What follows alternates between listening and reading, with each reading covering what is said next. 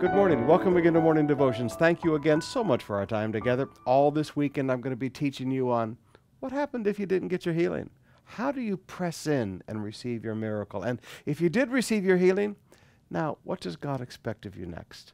But right now, I want us to come back and talk a little bit about leadership today.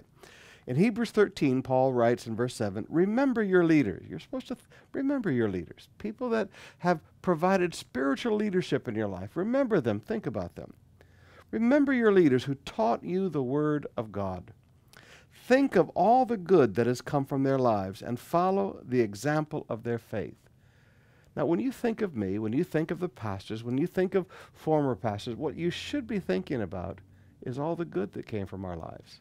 Now, that's a very, very humbling thought, because as a pastor, one of the first things you deal with is your own humanity every day.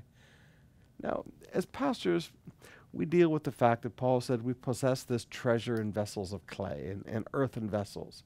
We recognize our imperfection, but we also recognize that if we will teach you the Word of God, good will come from our lives. I like that. I think of all the good that has come from my life, not because of my perfection, but because I've taught you the Word of God. He said, think of all the good that has come from their lives, these people who taught you the Word of God. Not that they're a source of goodness, but the Word of God that they taught you. And follow the example of their faith. Follow the example of their faith. This is what you should be thinking about when you remember leaders. But then he goes down a little bit farther in verse 17. He already said, remember. Now he says, obey. Obey your spiritual leaders and do what they say. Their work is to watch over your souls. All right, so that's the work of a pastor, to watch over your soul. And they are accountable to God. They're accountable to God. So the work of a pastor is to watch over your soul. We say things to you about your soul. Now, it's not my job to get involved in all the aspects of your life, but I do watch over your soul because that's the eternal part of you. And God says, you're going to give an account to me. We're accountable.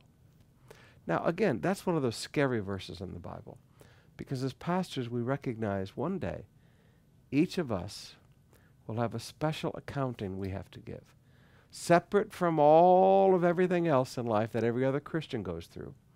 There will be a day that God will call me, Pastor Pagadora, Pastor Manalo, every one of our pastors. God will call us before him, and we will be held accountable for everything we did in your life. We will be held accountable for your spiritual life. So Paul said, listen, obey them because they're accountable for you. Don't obey us because we're trying to get money from you. Yeah, that's not who we are.